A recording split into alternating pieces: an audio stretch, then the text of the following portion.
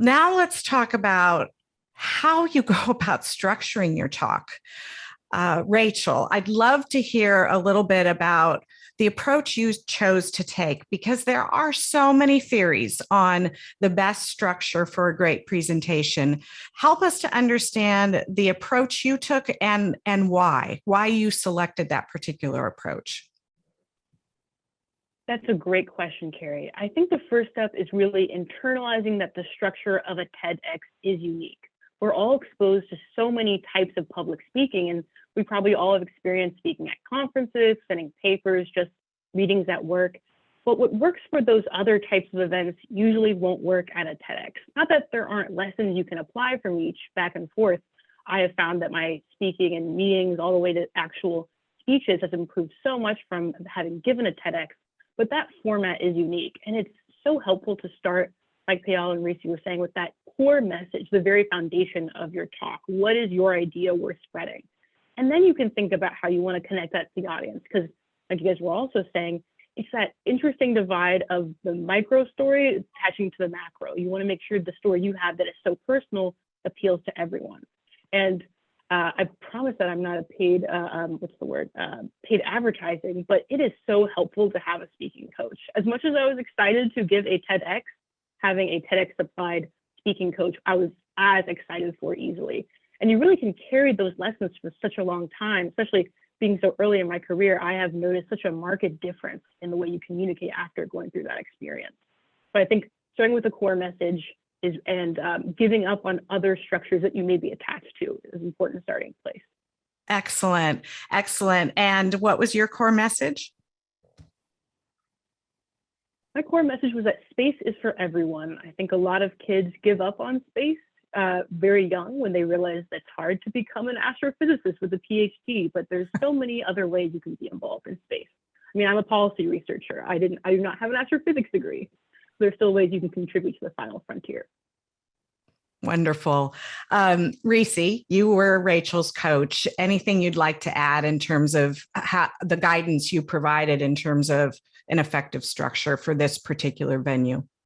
Yeah, I think there's a couple things that jump out for me that when I look at the variety of speakers, there needs to be, in addition to that central idea that, we call it at PowerSpeaking a core message or main message, that you repeat.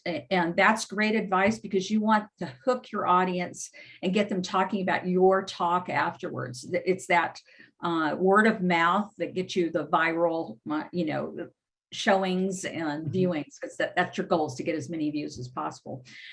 Another critical element is keeping it audience centric.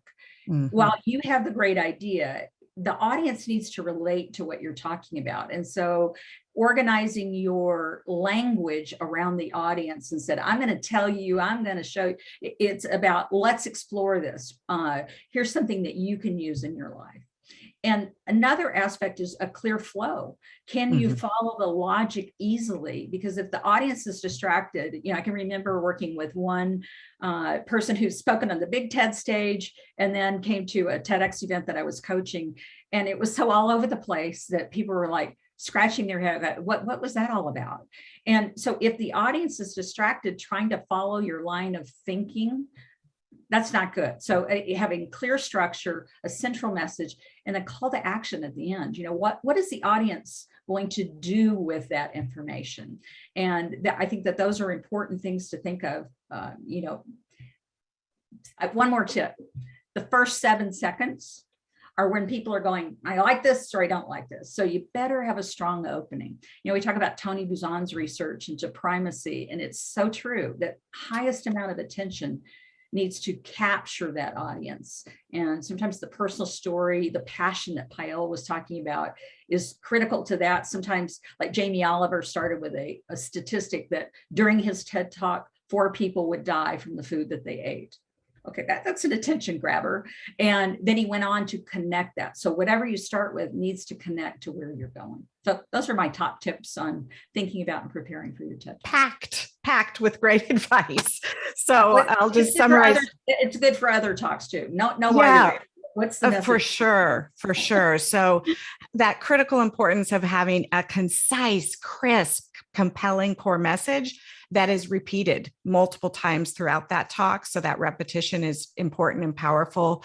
A flow that's really, really easy to follow, but isn't called out. This isn't the kind of presentation where you say, I have 3 points I'm going to make. Point number 1, necessarily. And the opening. It's almost staggering and daunting sometimes to think about how quickly first impressions are formed, literally seconds. So you got to make sure that opening is super strong.